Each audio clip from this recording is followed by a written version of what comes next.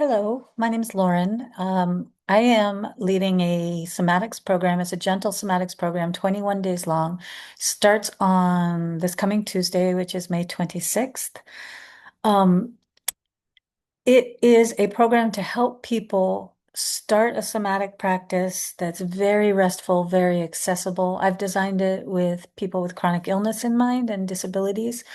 It will be beneficial to anyone who wants a practice that helps you slow down, get more connected to your body, and just have a little bit of a timeout each day to tend to your body differently than you do throughout the rest of the day. But I've designed it with the needs of people with chronic illness in mind, especially people with energy limiting illnesses like long COVID, myalgic encephalomyelitis. There's a whole bunch of illnesses in this in that general category.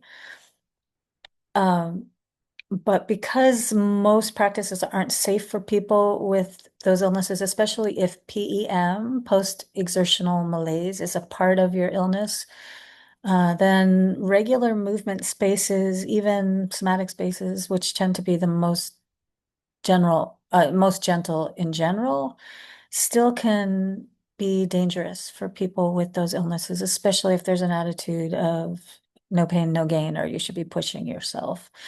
This is the opposite of that. This is an opportunity for you to give your body a break, to just carve out a few minutes each day. The way that the practice is set up is that every day you will have one exercise to do to help you build a vocabulary of different exercises and postures that work for you. So every exercise I offer may not work best for you, but hopefully at the end of the program, you will have at least 5 to 10 exercises that you are really comfortable with, that are fully accessible to you, that are safe for you, that you can then like customize and build a somatic practice for yourself that really meets your specific needs.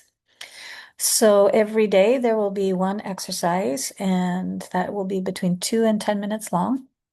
They're pre-recorded. There's a couple different tiers of the program. So if you wanted to join a live program or a community program for more support, that's available.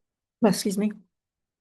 There is also an independent study, which is the most affordable option, and that is a couple longer videos of introduction and then the 21 days of the lessons. And then the live program and the community program just have more attention and time spent in the group on live calls. Um, my primary goal with this program is to help people change their relationships with their bodies. Um, in the overculture, in capitalist, white supremacist, patriarchal, imperialist culture, colonizer culture essentially is kind of the umbrella term I use for the pathological overculture that we live under. Um, in these cultures, we are indoctrinated into a very exploitative, aggressive relationship with our bodies. Also fragmented, like we think of ourselves as the mind that's just kind of controlling the body or imposing things onto the body. But this is actually a wholeness.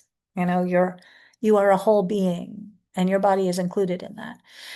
And that's why I like the term soma. Soma comes from, or somatic comes from the Greek word soma, the root word soma, which means the living body.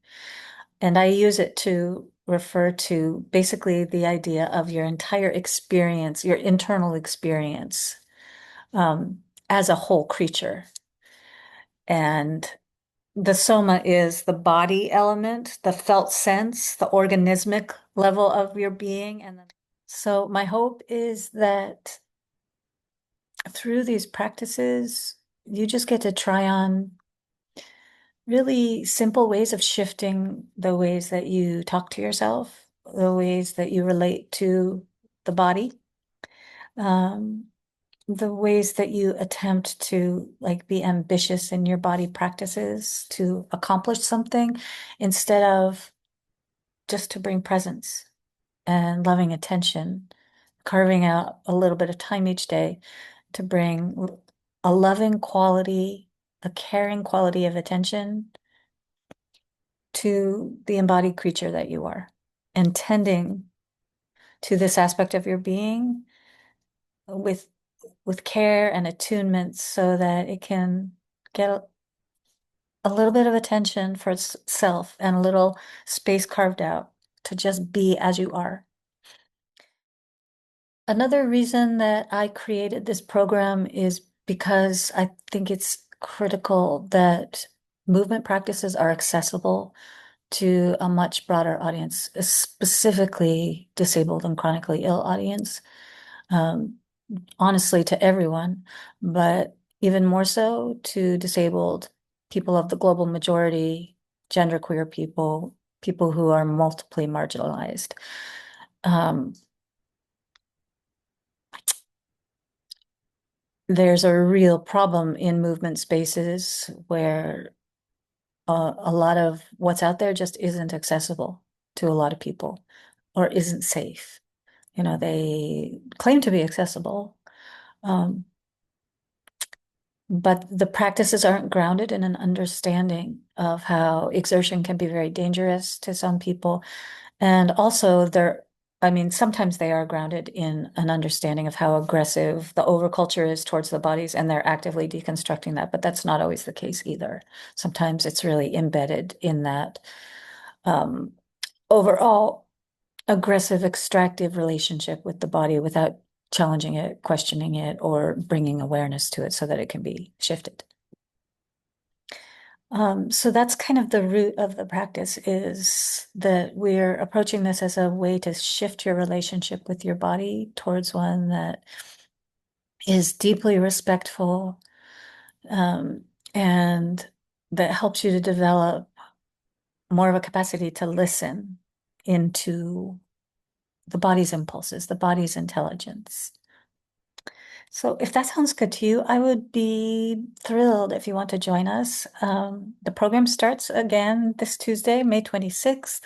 So we're getting down to the wire here. But if you want to sign up, the website is Horsetail and Oak, HORSETAILANDOAK.com, horsetail&oak.com for Horsetail and Oak Soma School.